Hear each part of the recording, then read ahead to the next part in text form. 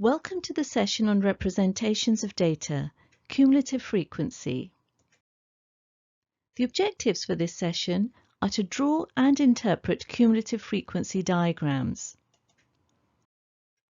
When presented with a grouped frequency table, you can draw a cumulative frequency diagram to help find estimates for the median, quartiles, and percentiles. Let's take a look at an example. Pause the video and have a go. Press play when you're ready to view the solutions. Let's solve example 1a first. The table on your screen shows the time taken for pupils in 3 different math sets to complete a Sudoku puzzle.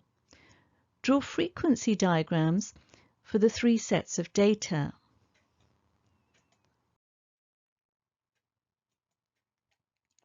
So let's produce a cumulative frequency for this set of data.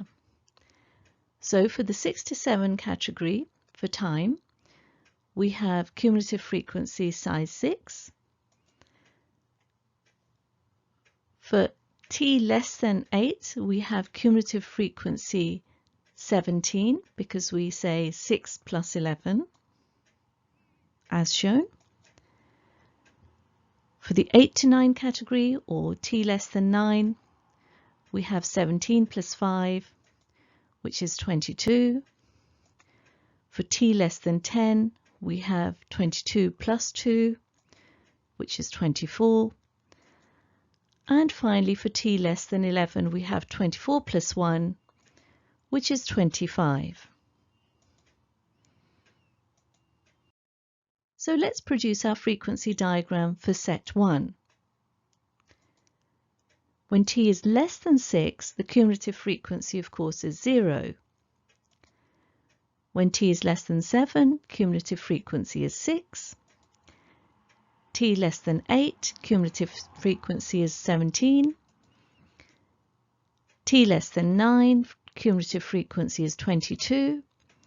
T less than 10, cumulative frequency is 24. And finally, t less than 11, we have that the cumulative frequency is 25. We join the points and produce a cumulative frequency diagram. And similarly for set 2, we find the cumulative frequency for each category. So t less than 7, cumulative frequency is 2. T less than 8, cumulative frequency is 5. T less than 9, cumulative frequency is 5 plus 14, which is 19. T less than 10, cumulative frequency is 19 plus 4, which is 23. And cumulative frequency for t less than 11 is 23 plus 2, which is 25. So let's plot this in order to produce a cumulative frequency diagram for set 2.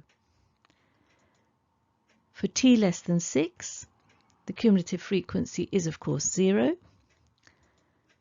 T less than 7, it's 2. T less than 8, cumulative frequency is 5. T less than 9, cumulative frequency is 19. T less than 10, cumulative frequency is 23. And finally, t less than 11, cumulative frequency is 25. Again, we join the points in order to produce a cumulative frequency diagram. And finally, for set 3, we do exactly the same. We produce a cumulative frequency diagram as shown. Here, here, here, here, here, and here. And join the points to produce our cumulative frequency diagram. So here are 3 diagrams together. And now for part B. We're required to find Q1 and Q3 and the medians for each of these data sets from the diagram. So let's begin with Q1. The position of Q1 is n over 4, which is, of course, 25 over 4, which is 6.25. We're not going to use n plus 1 in the formula as the data is continuous. So let's find 6.25 on the y-axis, draw a horizontal line to meet the set 1 cumulative frequency curve, and then draw a perpendicular from this point. It meets the x-axis at 7. Therefore, Q1 for set 1 is 7. Similarly for set 2, draw a horizontal to meet the cumulative frequency line or curve, drop a perpendicular, and it meets the x-axis at 8.25. So Q1 is 8.25 for set 2. And similarly for set 3. Q1 is therefore 9.1 for set 3. And now let's find the median for each of these sets. The position of the median is n over 2, which is 25 over 2, which is equal to 12.5. And notice we're not, of course, using n plus 1 in the formula as the data is continuous. So find 12.5 on the y-axis.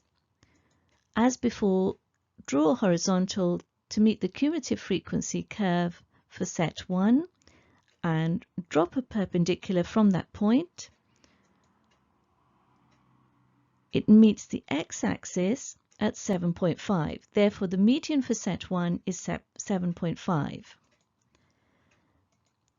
And similarly for set 2, we have the median for set 2 is 8.7. And for set 3, the median is 9.6. And now for Q3. The position of Q3 is 3 times n over 4, which is 18.75, given that n equals 25. Again, we're not using n plus 1 in the formula as the data is continuous. So we find 18.75 on the y-axis, draw a horizontal, it meets the set 1 curve at a particular point, we drop a perpendicular, and it meets the x-axis at 8.3. So Q3 is 8.3 for set 1. Similarly for set 2, we have that Q3 is 9, and for set 3, Q3 is 10.25. So we have our summary statistics.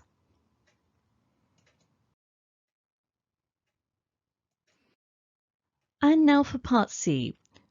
Which set had the lowest interquartile range? So notice we have a row already prepared to plug in the values of the interquartile range in our table. Interquartile range is, of course, Q3 minus Q1. So for set 1, it's 8.3 minus 7, which is equal to 1.3. For set 2, it's 9 minus 8.25, which is, of course, Q3 minus Q1, which is equal to 0.75. And for set 3, Q3 minus Q1 is 10.25 minus 9.1, which is 1.15. Therefore, the lowest interquartile range is that of set 2, which is 0.75, as highlighted in the table. And now for part D. We are required to draw box plots for the 3 sets of data. Notice that so far we have the Q1, median and Q3 for each of the three sets. However, we don't have the minimum or the maximum, and we need to find this in order to produce our box plots. So let's solve this. Recall the original data as shown in this table here. Consider set 1. We're going to now find the minimum and the maximum. The minimum is 6 and the maximum is 11. And this is the case for set 1. It's tempting to consider that this is the case for all three sets. But notice in the category for set 1, for t between 6 and 7, we do have a non-zero frequency in that set. For set 2 also, in the first category, we have a frequency of 2, which is of course non-zero. Therefore, again, the minimum is 6 for set 2 and the maximum is 11. So we've plugged that into our table as well. However, for set 3, the frequency of the first category, t between 6 and 7, is 0. Therefore, the minimum time this time is not going to be 6. The minimum is going to be 7. And the maximum, again, is going to be 11. So let's pop that into our table, as shown.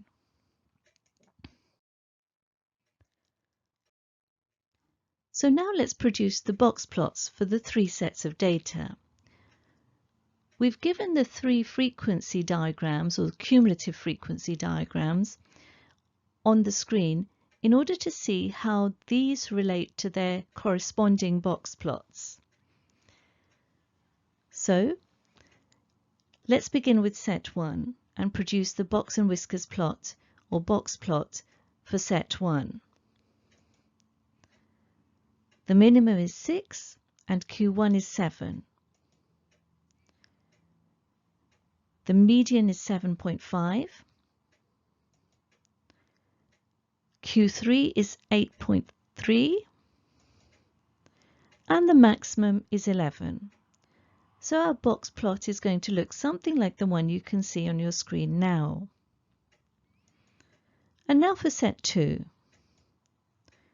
The minimum is 6, Q1 is 8.25, the median is 8.7, Q3 is 9, and finally the maximum is 11. And now for set 3. The minimum is 7, Q1 is 9.1, the median is 9.6, Q3 is 10.25, and finally the maximum is 11. Notice that the three box plots are slightly different from each other in terms of skew. One box plot is leaning more towards the left-hand side, one more towards the right-hand side, and the middle one seems to be fairly central. So here's the one for set 1, here's the one for set 2, and here's the one for set 3. And if we look at this in terms of a frequency distribution, it'll look something like this. Set 2 is going to look something like the distribution you can see towards the bottom of your screen in the center. And set 3 is going to be leaning more towards the right-hand side, as shown here. And finally for part E, We're asked approximately how many pupils from each set completed the puzzle in less than 8.5 minutes. This time we look at the x-axis and find 8.5 here because of course minutes are along the x-axis and frequency or cumulative frequency is along the y-axis. So taking it up to the first set, we see where it meets the cumulative frequency curve and then join that to the corresponding value on the y-axis. And that is of course 21 for set 1.